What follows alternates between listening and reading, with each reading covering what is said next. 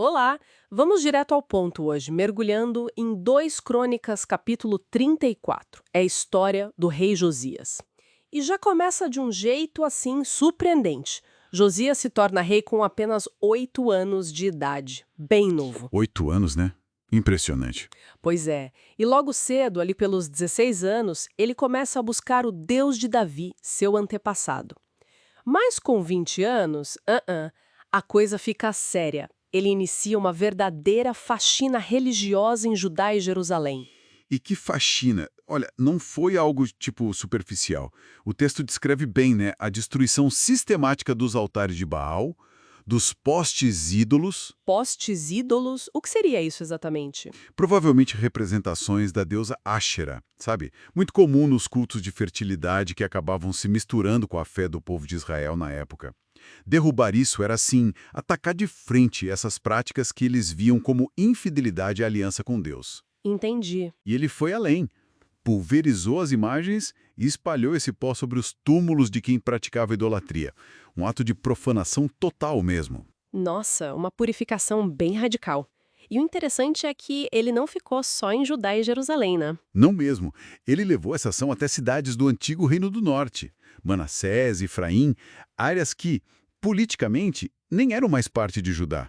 Qual a ideia por trás disso? Olha, acho que mostra uma visão maior, que ia além das fronteiras políticas daquele momento, sabe? Um desejo de restaurar a pureza religiosa em todo Israel histórico. Era como dizer que a aliança com Deus valia para todo o povo, não só para Judá. Faz sentido. Bom, avançando um pouco. No 18º ano do reinado dele, o foco vai para outro lugar. A casa de Deus, o templo. Precisava de reparos urgentes. Sim, e a organização disso é notável.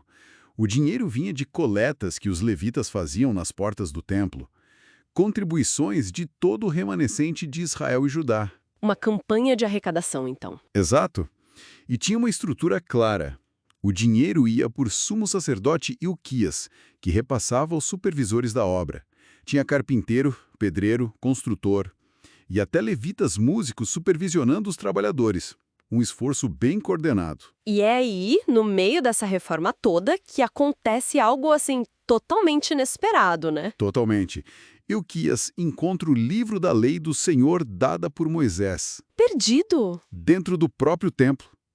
Isso é impactante. Perdido dentro do templo. Caramba! Pois é, provavelmente um rolo com o núcleo do que a gente conhece hoje como Deuteronômio, né? O documento da aliança entre Deus e Israel. O fato de estar perdido ali, nossa, revela o quão distante o povo estava dos próprios fundamentos da sua fé. E aí Safão, o secretário, leva o livro para o rei Josias e lê para ele. Uhum. E a reação do Josias é visceral. Ele rasga as próprias roupas. Por que um gesto tão dramático assim? É o choque, né? O choque absoluto do reconhecimento. Quando ele ouve as palavras da lei, ele entende na hora a profundidade do desvio dos antepassados da geração dele. Percebe o tamanho do problema. Exato. É a consciência do pecado e do juízo que estava descrito ali mesmo, no livro. Rasgar as vestes era um sinal tradicional, sabe? De luto profundo, de horror, de arrependimento. Entendi. E ele age rápido. Manda consultar Deus sobre o livro. Vão procurar a profetisa Ulda. Quem era ela nesse contexto? Uda era reconhecida como uma porta-voz de Deus, alguém que falava em nome dele. E o fato de procurarem uma mulher profetisa também diz algo sobre o papel que as mulheres podiam ter na esfera religiosa naquela época, né? Interessante. E qual foi a mensagem dela? Confirmou o que estava no livro? Confirmou. Ruda diz, olha, o juízo vai vir sobre Jerusalém e seus habitantes, sim, como está escrito no livro, porque abandonaram a Deus. Mas Tem um mas. tem. Ela tem uma palavra específica para Josias, por causa da humildade dele e do coração quebrantado ao ouvir a lei, por ele ter chorado, se humilhado, o Senhor pouparia ele de ver a destruição.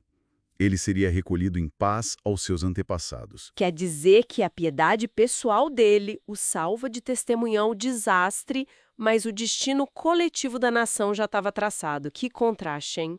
Exatamente. É uma tensão muito forte na narrativa. A responsabilidade individual diante de Deus versus as consequências coletivas que, assim, parecem inevitáveis por causa de gerações de infidelidade. Entendido.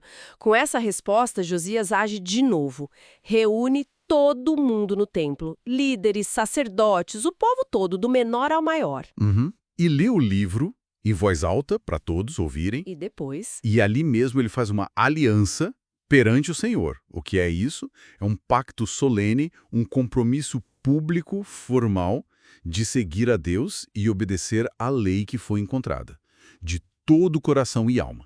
E ele faz todo o povo que estava ali aderir a essa renovação do compromisso. forte.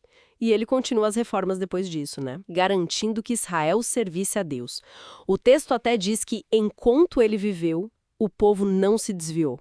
É impressionante o impacto de um líder e de um livro redescoberto. Sem dúvida, a história ressalta muito isso. O poder transformador da palavra de Deus quando ela é levada a sério e a influência de uma liderança que está realmente comprometida. Mas Mas, ao mesmo tempo, a profecia da Rúbia fica pairando ali como uma sombra, né?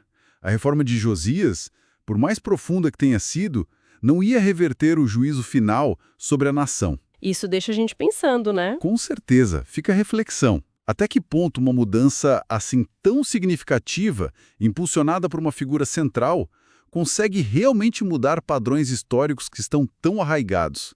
E será que ela perdura depois que essa liderança se vai? É algo para a gente pensar.